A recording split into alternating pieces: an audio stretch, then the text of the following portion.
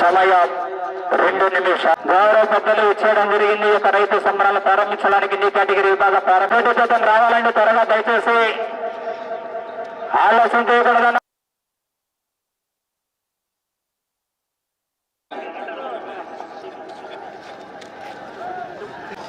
Late చేయకూడదు.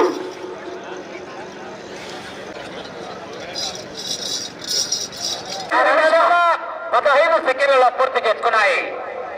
మొదటి 2, 3, 4, 5, 6 ఏకాలు రావాలా, కేరింతలు రావాలా. 175 నియోజకవర్గాల్లో ఏ రైతు సంబంధించాడో లేదో తెలియదు కాదు. ప్రతి రైతు కూడా సంతోషంగా ఉన్నాడు అంటే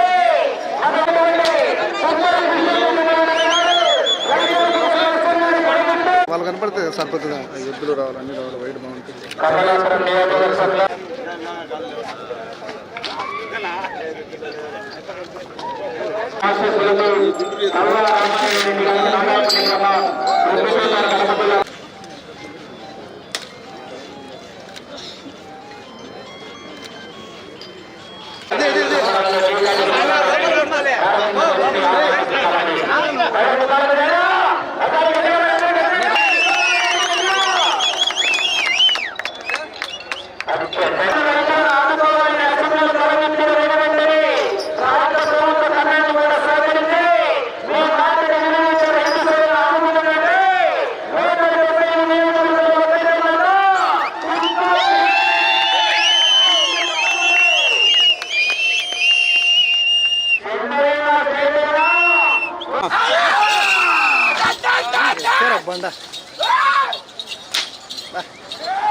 రామ్మోహన్ రెడ్డి గారు పోతిరెడ్డిపల్లి గ్రామం మైదుకూరు మండలం జత 18వ నెంబర్గా అందుబాటులోకి రావచ్చు.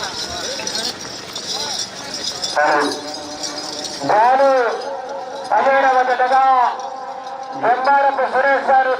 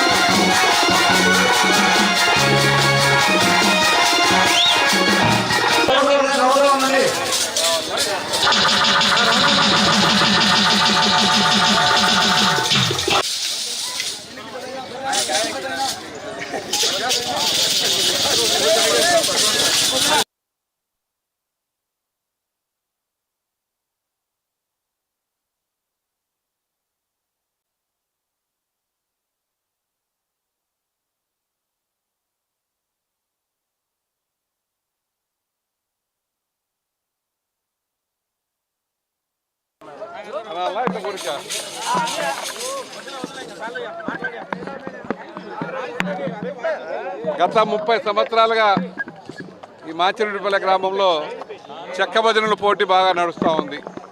చెక్క భజనలకు ప్రైజులు కూడా ఉన్నాయి. ప్రతి సంవత్సరం కూడా ఇది 30వ సంవత్సరం జరుగుతూ ఉంది.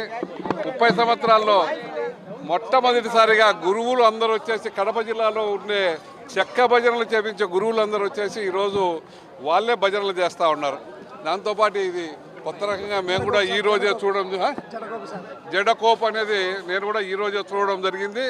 చాలా బాగా ముందు జడ మాదిరి అల్లేశారు, దాని మళ్ళా పూర్తిగా దాని ప్రకారం వాళ్ళు తిరుగుతానే ఊడితీస్తారు. చాలా కష్టమైన పని, ఇది బాగా సులువుగా అందరూ చేస్తారు. వాళ్ళందరినీ కూడా మేమందరినీ కూడా అభినందిస్తున్నాం.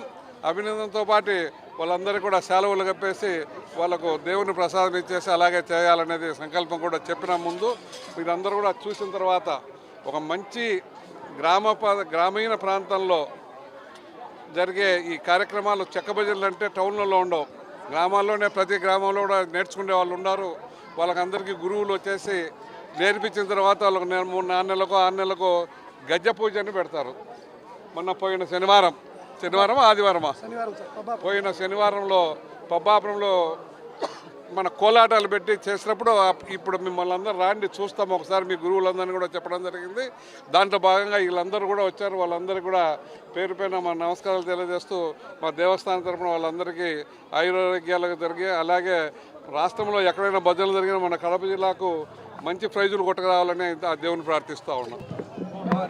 శ్రీ లక్ష్మీ నరసింహస్వామి బ్రహ్మోత్సవాలు 30వ వార్షికోత్సవ బ్రహ్మోత్సవాలు ఈరోజు ఘనంగా జరిగాయి.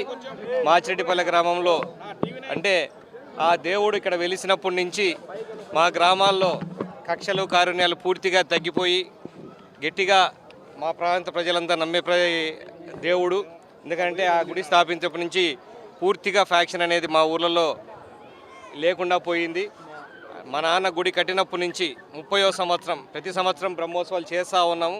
బ్రహ్మోత్సవాల్లో ఆఖరి రోజు కళ్యాణం రోజున పలు కార్యక్రమాలు జరుగుతాయి. తాళ భజన, చెక్క భజన, పద్యాలు, కోలాటాలు, బండలాగుడు పోటీలు అన్నీ గ్రామీణ నేపథ్యంలో జరిగే ఈ పోటీలు అంటే గ్రామీణ కళలు, మన జానపద కళలు ఎక్కడ కూడా తరిగిపోకుండా ఉండడానికి, అవన్నీ వెలుగులో తీసుకురావడానికి మా నాన్నగారు మొదలుపెట్టినప్పటి నుంచి కంటిన్యూ అవుతానే ఉన్నాయి. అవి ఇంకా ఈ కళ బతికున్నంత వరకు మేము ప్రోత్సహిస్తూనే ఉంటాం. మా మాచిరెడ్డిపల్లె గ్రామంలో మాత్రం ఖచ్చితంగా ఈ కళల్ని, అందులో ఈ భాగంగా ఈరోజు జిల్లాలో ఉన్న గురువులందరూ, చెక్క భజన గురువులందరూ కూడా, కోలాటం గురువులందరూ కూడా వచ్చి మొదటిసారిగా మా ఇక్కడ జడకోపు కట్టి కార్యక్రమం చేయడం జరిగింది. చాలా అద్భుతంగా చేశారు. ఇది ఒక చాలా టాలెంట్, అంటే చాలా టాలెంట్ ఉండాలా, చాలా ప్రాక్టీస్ ఉండాలా, అంత ఈజీ కాదు ఇది. చూసిన మనం ఈసారి 22 బృందాలు కోలాటం పోటీలు వచ్చినాయి. అంటే ఇంతవరకు ఎక్కడ జిల్లాలో రాలేదని చెప్తా ఉన్నారు. ఎందుకనంటే అది మనం ఎంకరేజ్ చేయాలని ఉన్నాము. ఖచ్చితంగా గ్రామీణ కళలు బతుకుండాలని చెప్పి ఒక ముఖ్య ఉద్దేశంతో ఏదైతే స్టార్ట్ చేసినారో అని ప్రతిరోజు ఆ లక్ష్మీ నరసింహస్వామి దయ వల్ల ముందుగా బాగా సక్సెస్ఫుల్గా జరుగుతాయి. మీ అందరి ప్రోత్సాహం, ఈ జానపద కళల్ని మీరందరూ ప్రపంచానికి చూపించాలి. వీళ్ళు చేసింది ఊరికే మనం చూసి పోకూడదు. వీళ్ళ కళలు ఎందుకనంటే ఒక జానపద గేయం మన పెంచలయ్య పాడిన పాట కొంచెం ఫేమస్ అయితే ఆయన సినిమాల్లో ఛాన్సులు వచ్చినాయి, చాలా ఫేమస్ అయినాడు. మీ చేతుల్లో మీ కెమెరాల్లో బంధించిన ఈ కళల్ని ఖచ్చితంగా ప్రపంచానికి మీరు పరిచయం చేయాల్సిన అవసరం ఉంది. మీ అందరి ద్వారా కోరుకుంటాను. మరొకసారి